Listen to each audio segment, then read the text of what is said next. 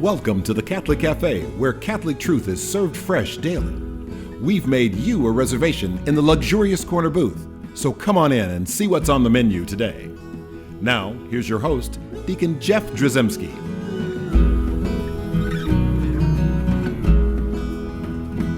Greetings and welcome to the Catholic Cafe. I'm Deacon Jeff, sitting in the luxurious corner booth of the Catholic Cafe, joined as always by Ziggy Rodriguez. That's me. I'm so glad you're here. And of course, we don't have Tom today. Right. Another hair appointment. Tom has got the his hair. We have a guest here. Yes. Brother Dylan Perry, and he's a De La Salle Christian brother. A De La Salle Christian brother. That's I right. have to say it right. So used to saying he's a Christian brother because we have a Christian Brothers High School and a Christian Brothers University in our hometown, and so I'm used to just calling it Christian Brothers, but a De La Salle Christian brother. I want to say it right because that's an order. Welcome. Well, thank you very much. I'm so glad you're to be here. Yeah, it's awesome. We are going to do like a series of 3 shows. And we're going to talk a little bit about Brother Dylan's his story, his vocation story, how he ended up being a La Sallian brother, and that's awesome.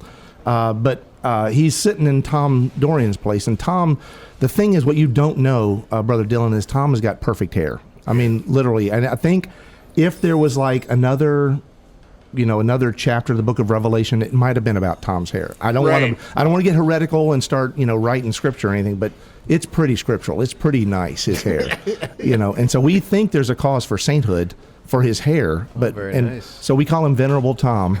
But Tom's not with us today so that you could be with us. Oh, Yes. well, I appreciate him making the space for Yeah, me. well, he does his hair like when he's not here. I'm going to get you to lean forward more right. into your mic. 'cause He's people won't literally hear you. either on the show or getting his hair done. It's one of the two.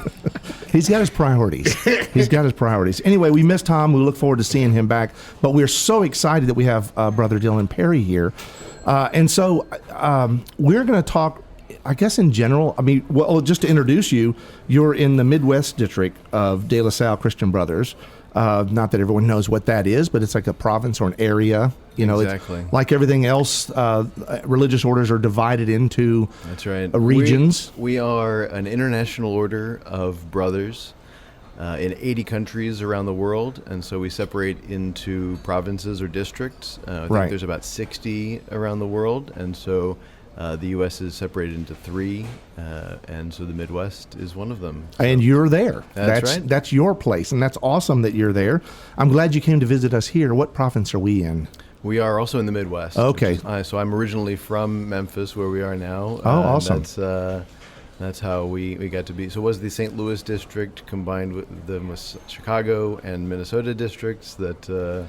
Yes, that's inside baseball. That's right. That is LaSallian baseball right there. And we just lost 6 listeners. They were listening and they just tuned out. So we don't want to talk like that anymore because we want to keep as many people listening as possible. Not too much history. I don't know. There's some fascinating history, and I think we're going to spend our second episode with you and talk a little bit about that history, and because I don't know that we've had a Christian brother on our program before.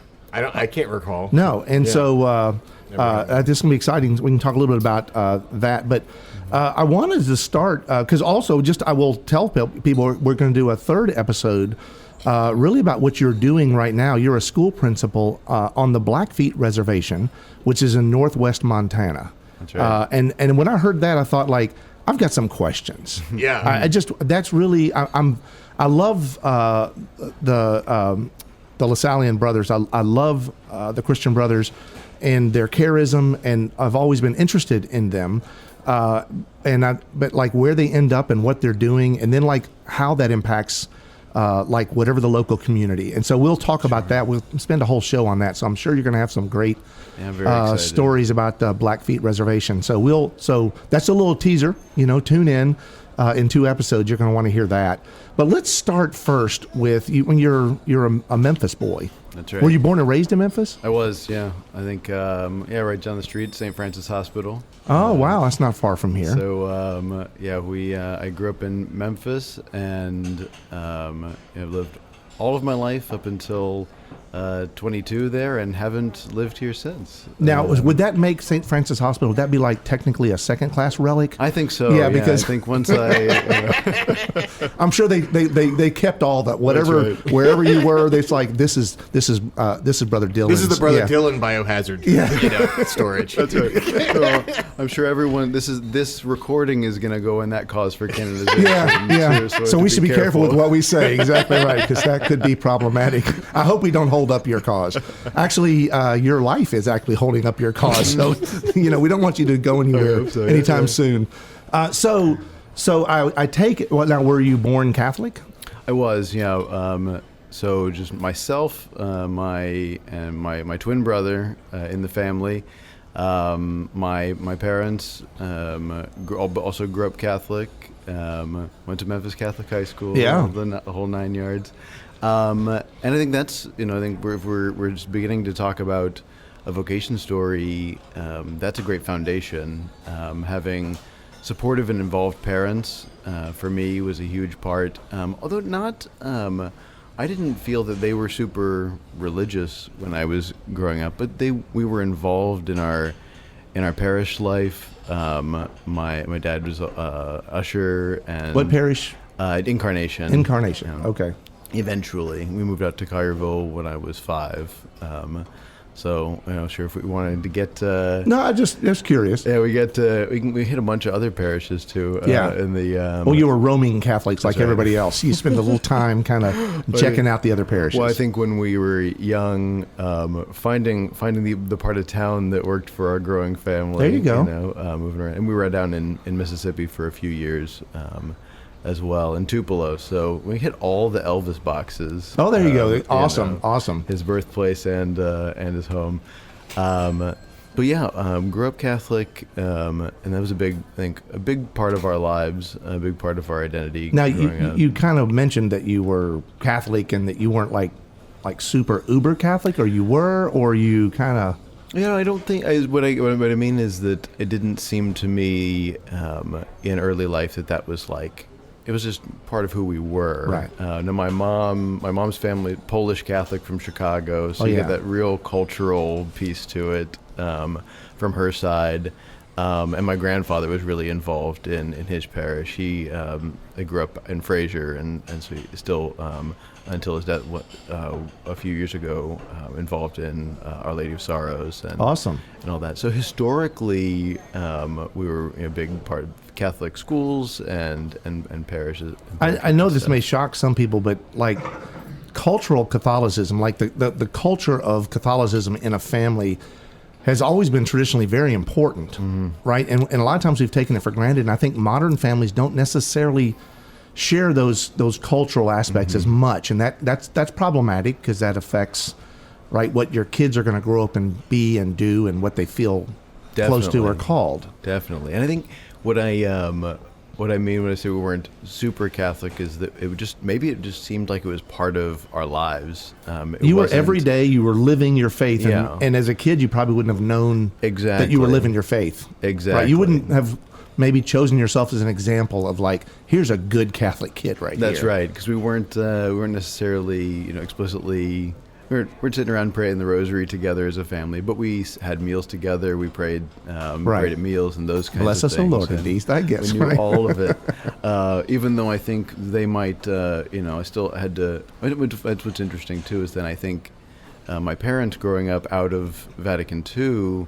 Once I started going to Catholic school in high school, I ended up doing more catechizing of my parents in some ways because they grew up in that era where we didn't quite know how to teach religion, and so they had grade school experience, high school experience, but so they knew how to live their faith, but they didn't know how to talk about their faith as much. 100%. I mean, in what you're saying is you are not unique in that way, because I mean, as you're saying this, I'm sitting there in my mind thinking, man, this sounds like me when I was growing up. Same thing, you know, and we didn't like, we never missed Mass because we went to Mass. It's just what we did. Right. But I don't know that we would have been able to tell you why we didn't miss Mass other than, well, this is a holy day of obligation. And so we have to go. Okay. All right. So we went. And when we were little kids, I don't know if did you push back at all of any of that? Did you go like, why do we have to go to Mass, you know? No, I don't remember pushing back too much. Yeah, you're better than me already. I can see that now. Well, I think there was a nice part about growing up at the time. Now this parish is one of the biggest in this diocese, but at the time, small Incarnation was a small, very family oriented. So we just knew people, and my brother and I were the only altar servers for noon Mass. So if we didn't go, we were the priest was all by himself, didn't know what to do. That's right, and that also helped. I was really got along really well was very close to the priest at our parish growing up, William Cantner. Of happy memory. So he actually was a big, I think, part of my longer term vocation story. We ran into him when he was working at St. James, and I needed a part-time job when I was in college. And he said, "Oh, you come work for us. We need some maintenance stuff done and things." I ended up working there for 2 years, and having basically in downtime having great philosophical conversation with the priest who had considered being a monk, who had this rich inner life. Either he's some kind of sly dude, right, or there was something divine in that choice at that time to be called there and to do some maintenance work and hang out with Father Cantor. Definitely, I think a little of both. I think he knew. He had told me, or asked when I was young, "Oh, you ever thought of being a priest? You ever?" And so it's planting those seeds of vocation, and just as I would say to the audience, to everyone. Invitation is the most important part of vocation. Talking about and having people consider meaning for their life, for any vocation. Right. We consider why and how we're called to marriage or to single life or religious vocations. And so then I think the two things with my relationship with Father Cantner was that invitation, that like feeling seen, having those meaningful conversations, and normalizing religious vocation. Even the conversation that we're having, folks talking about religious activity, but then also seeing brothers and deacons and priests as normal people. Right. We're not special. I think we just are doing something in a different way, doing a different thing, and we're all called to the same kind of greatness. The same. It's just our baptismal call. So when you were young, did you feel like any kind of draw or inkling that maybe God had some kind of plan for you that was in like the churchy world? In retrospect, these things always seem much clearer. Right. Our founder, St. John Baptist de La Salle, has this idea of seeing things through the eyes of faith. Right. And so yes, there's clarity in retrospect with some of these things, but a lot of also how opportunities present themselves that I notice. So. At the time, I wouldn't think it, but the fact that we went to a religious bookstore and I just asked to get a copy of the Liturgy of the Hours is like and then that's a monastic prayer, and that's part of my life daily now. And why at like 10 years old did I want that book? Maybe you were just weird. Exactly. It's possible. So there were attractions of the heart before there was a burning within the heart. I think so. I think in a lot of my life, it's like a lot of small steps towards things, which is sometimes when people ask, "Tell me your vocation story." It's not like Paul falling off the donkey. And that's a good one. Yeah. Right. That's a good one. Right. And so it's exciting, right? Lightning and bright lights and meeting Jesus on the road, Right. These are all good things, but so often what you're describing is this sort of like baby steps towards something. That's right. And a draw or a feeling that seems to increase over a period of time. And that's what attracted me to the specific order. That's the story of our order. Is De La Salle said, one thing led to another so imperceptibly that had I known where it would lead in the beginning, I would have never started. Interesting. That God leads us if we open ourselves to it. The Spirit takes us in remarkable places, but if we, how easy we can close ourselves off or try to plan for ourselves, I think in ways that close us off to those movements. And so, yeah, I think there's a lot of little things that I've noticed. If I think about it in the past, connection to devotion, different devotions. I've always been very interested in the Rosary. Now, you mentioned Father Cantner as playing sort of a key role here, because he actually asked or said, "Did you ever think about?" Were there any other people in your life that might have done that early on, or you mentioned your parents being good parents and just going to Mass and doing the things that good Catholics did, right? Typical Catholics. Where were they in all of this? Sure. I think my parents, like I said, the presenting opportunities, and not in like explicit ways, and maybe that's what's so great about, at least in how I feel about my vocational journey, is they were able to not even guide. They weren't pushing, but to leave the space open for feeling these different ways or having these conversations, taking me to, like I said, to the religious bookstore. It was probably stuff that we were just going to do anyway, but not saying, "Hey, I think you should do this," or "This is," in a way. Or that I really want grandkids from you, or anything like that. Yeah. There are ways that if parents say, even this is what I want for your life, they can kind of squeeze in a bit. So I think that them being just really open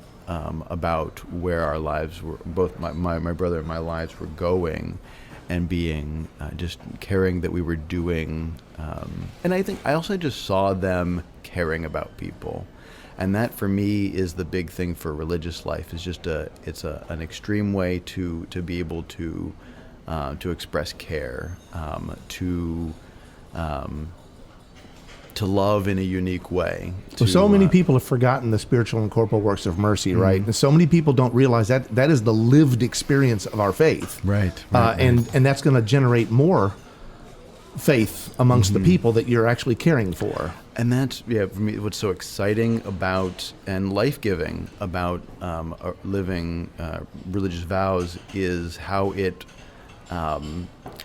multiplies love. How I get to go, we'll talk later about, I get to go out to the middle of nowhere and be a new and different witness to God's love, to that incarnational love that we're celebrating right now. Awesome. At Christmas. And and I think that's who we're all called to be. And so at what point in time, though, did you start to really, something said like, you know what, I really feel like I'm being called in this direction. That fire really started burning. Yeah, right? Yeah. Where you could define it in a way to say, like, I think I'm called to be. Yeah. So there's a few, like, again, little things where people said, "Oh, well, you seem like you're really religious," and I hadn't thought that was important to me. I was very academically interested in theology, and I think that was a searching in my during high school and college. So I was really blessed to be in the presence of so many brothers that were around in the schools and teaching me to be able to get that presence and that witness. And then after college, I participated in our volunteer program that I ended up running later.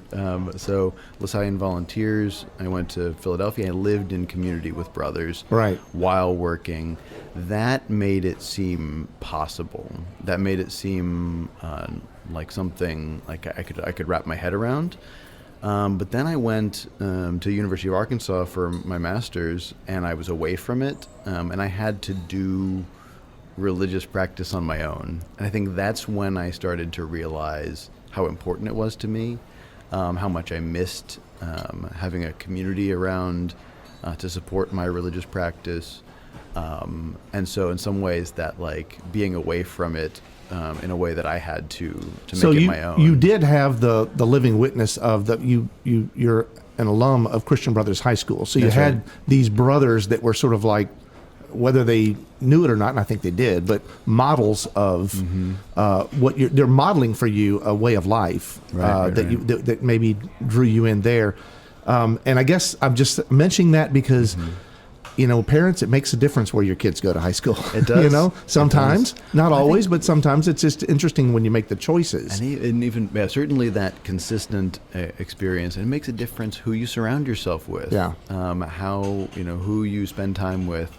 And so, for parents who you encourage your students or your children to spend time with, and letting them be open to making their own choices and their own mistakes, because this was in me, not a mistake, but then going and being away from it made it more important for me. And I think that's when I started caring a lot more about my faith.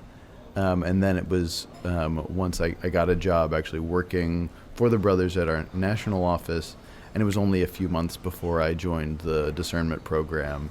And now imagine when you did join that discernment program, nobody went like, "We are totally shocked, dude. What is going on?" This came out of left field because really you were already kind of living the experience. Exactly. Yeah. So it's one of those things. I think in a lot of cases where people can see you better than you can see yourself.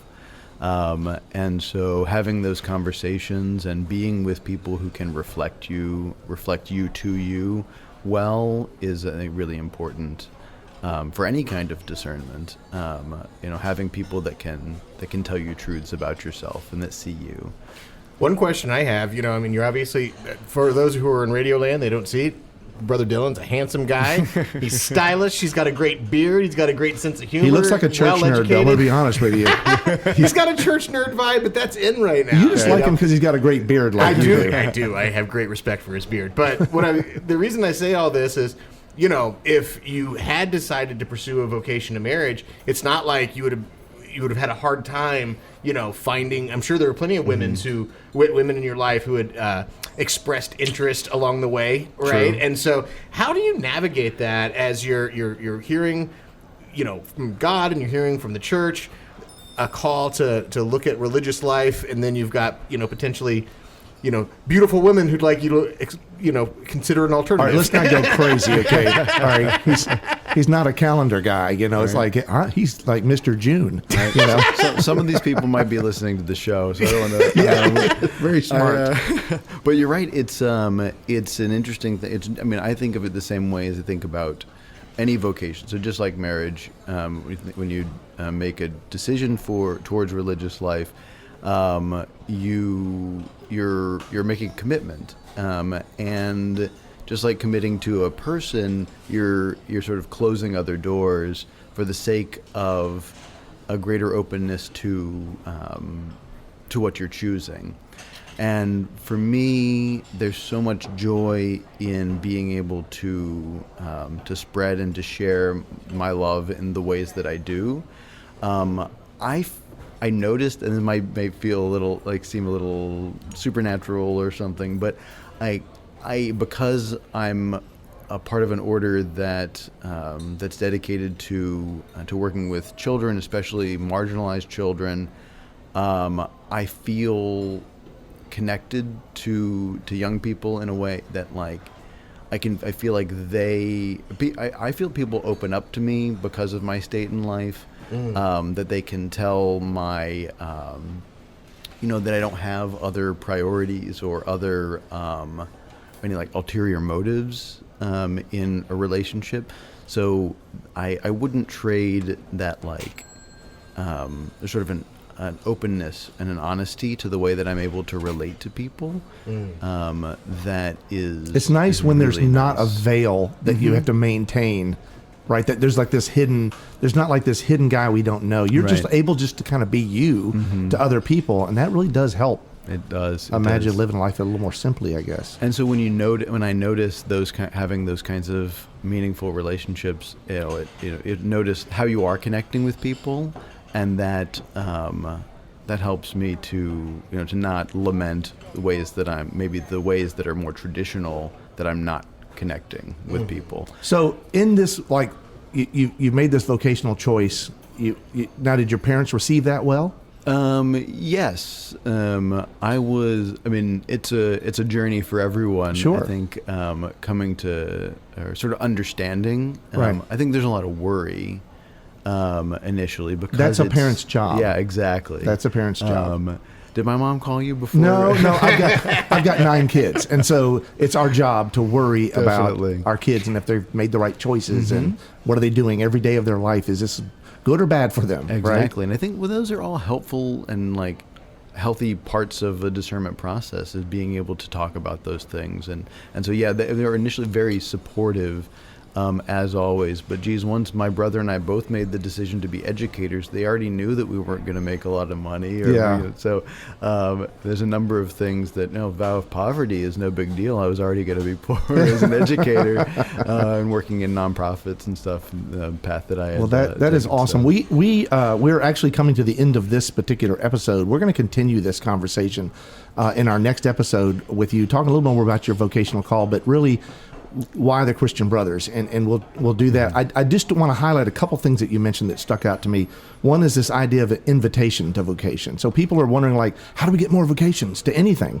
Well, that invitation is important, and certainly you talked about the openness to a vocational call and how important it is to be open to that, and then also who you surround yourself with, how important that is, and all the things that went into where you are today.